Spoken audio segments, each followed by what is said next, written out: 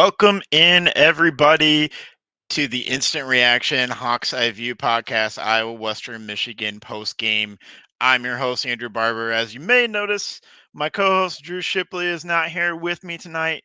He is at the Baltimore Orioles game enjoying Camden Yards. So you got to watch a little bit of the Iowa game, but not quite the whole thing. So I'm going to fly solo tonight. Um, Watching that game early on, not impressive stuff coming out of the gates from Iowa. Kind of the opposite of what we saw in the first 2 weeks from the Iowa Hawkeyes, where in the first two games, the first 15 or so scripted plays looked really good. And Iowa got out to fast starts and then kind of sputtered in the final three quarters. Today was kind of an opposite story. Um, Cade McNamara threw an interception on the first drive of the game for the Iowa Hawkeyes. It was not a great pass. It was an amazing play by the defender, but it was a ball that never should have been thrown. And the Iowa offense really just struggled. And then the Iowa defense blew a coverage. Jamari Harris, it was his first game back. Looked like he kind of got turned around on a route by a wide receiver. Uh, Xavier Nwankpa took a bad angle, and Western Michigan burned the Hawks for a deep touchdown on their first drive of the game. And I just like that, I was down 7-0, and things were not looking good. I was able to kind of put things together after that point. They found a lot of success on the ground. And that was that long touchdown by Western Michigan. That was the only scoring drive of the game in the first quarter. So it was just an ugly first quarter. Not an impressive day for Cade McNamara overall. But in the second quarter, he did rebound about halfway through. He found Deontay Vines after the running game got going.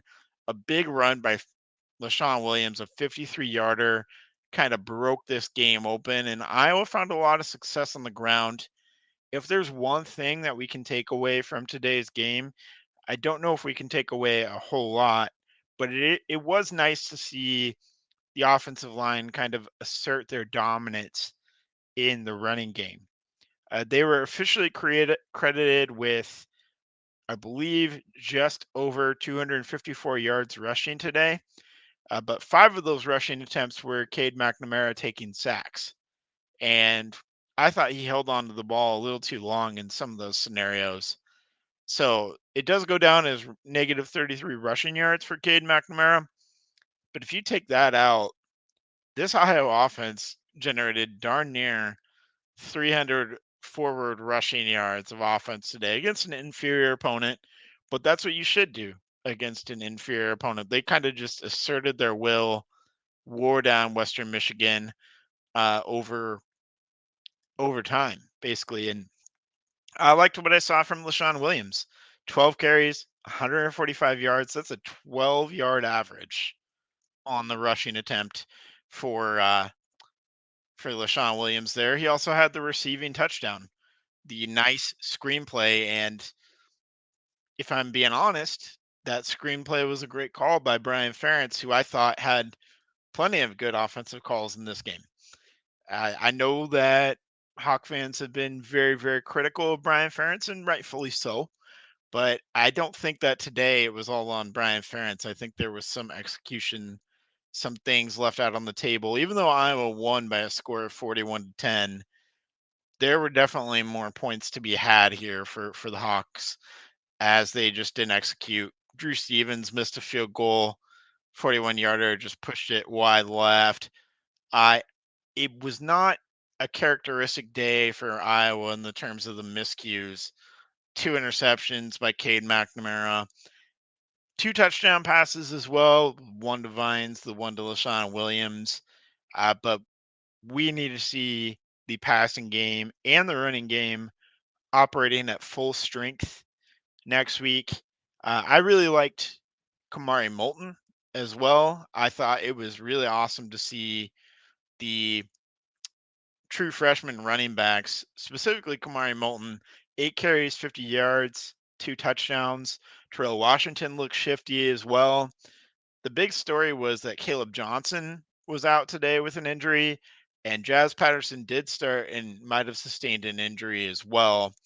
So you don't like to see your top two running backs, in essence, get hurt or be hurt before you're going to take on your biggest opponent. And the other big injury of the day is Luke Lachey went off the field after, I'm not a doctor, so I'm not going to speculate on the injury, but he couldn't put any weight on his right leg after he went out with an injury. We saw him on crutches. We saw him take his pads off. We saw him laying out on the sideline with a boot on his right leg there. And so that's obviously not a great sign for next week in terms of his availability. You just hope that it's not so bad that he can't come back this season, because he was and is a big part of this offense, specifically the passing game. I love Eric All, but it looks like, Lachey was the main guy that Cade McNamara kind of had a connection with in the first two games, and that's gone. So you're going to have to find someone else in the passing game for Cade McNamara for him to form that kind of bond with that he seemed to have with Lachey. Is it going to be Eric All? Is it going to be a guy like Vines or Nico or Seth Anderson, or will we see Caleb Brown get more involved today? But overall, I thought great day for the rushing game. You love to see that. I thought, other than a couple of plays in the first half, the Iowa defense really figured things out in the second half, took control. That blocked punt from Ontario Thompson, um, the Iowa Western player that came to Iowa from the JUCO ranks there. You like to see LeVar Woods and his team making big plays on special teams.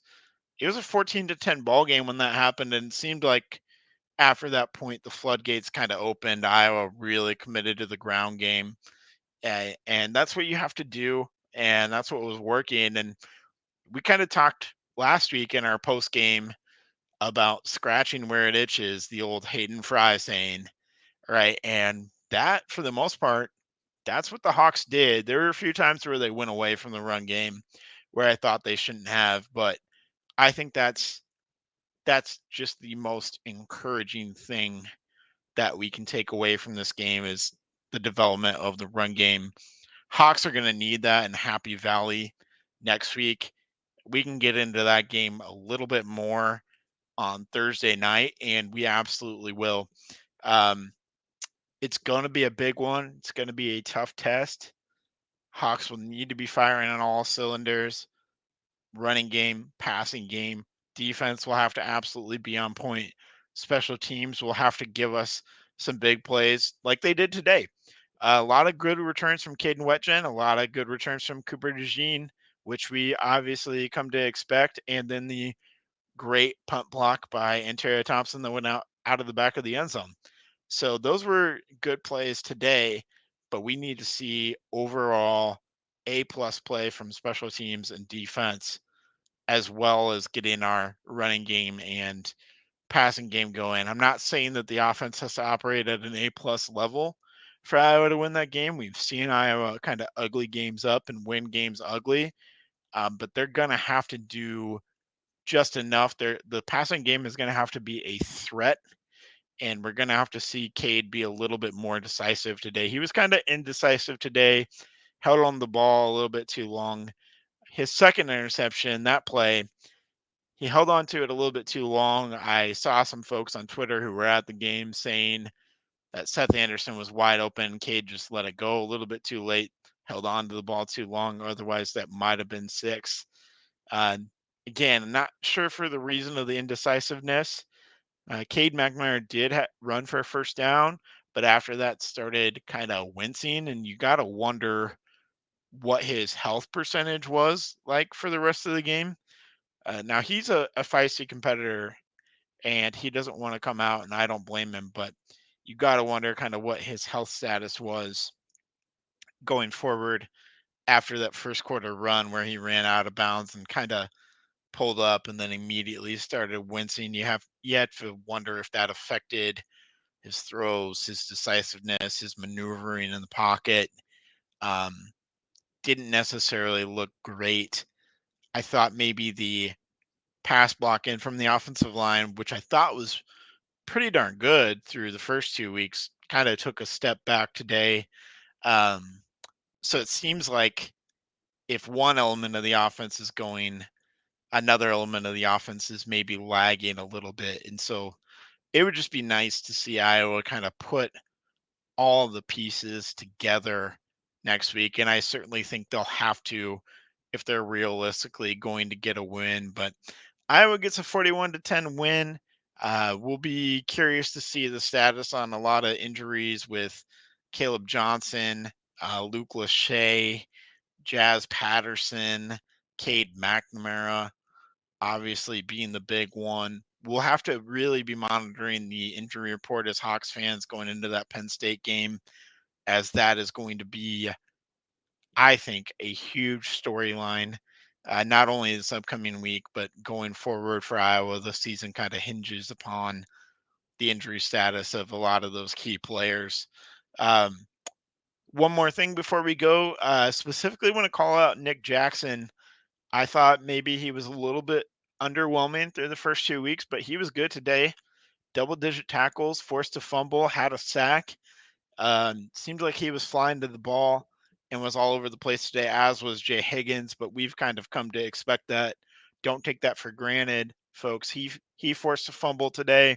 He had double digit tackles as well. Um, Jay Higgins and Nick Jackson were flying and making plays out there, and you like to see that. Defense did get burned a little bit, but it's good to kind of learn these things in a win. Kind of like what we talked about in week one was Iowa got burned a little bit defensively by Utah State, burned a little bit late by Iowa State.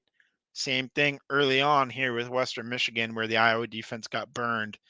But again, you're learning these things and you can take away these good things from the tape in a win. So you feel a lot better about it, even though you know you didn't go out there and play your best. Um, Still a pretty solid victory, even though considering all these things that we've talked about that Iowa can improve upon. So I think it was a step in the right direction in some ways. It was a step back in others. But you got to see Iowa put all the pieces together. But you can certainly see how the pieces all fit. There's at least reason for optimism that the offense can figure things out and fire on a few more cylinders than what they have. Not saying they're going to be elite, not by any stretch of the imagination, but I think they can finally find a way to be something a little bit more than average going forward. And that is going to be huge if that all comes to fruition. Again, a lot of it's going to depend upon injury status of a lot of key guys. So Iowa takes care of business, does what they need to do. They're 3-0. It feels good. And we will come back on Thursday night, and Drew will join us, and we will probably have a little bit of representation from Penn State on our Thursday night podcast. So join us at 6 p.m. Central Time on Facebook, YouTube at Three Beards Media, on Twitter at Hawks Eye View Podcast. Thank you as always for listening. You can listen to us anywhere you get your podcasts: Apple, Spotify, um, YouTube, wherever you go for your podcasts. We're sponsored by Revelton Distillery and Kyle Lehman at Wintrust Mortgage. They are excellent sponsors. So thank you very much to them for always sponsoring us for the whole year and all of our podcasts as well. Really appreciate them. Um, that will do it for me. And I will hope to see all of you back here on Thursday night. Thank you for listening, and go Hawks.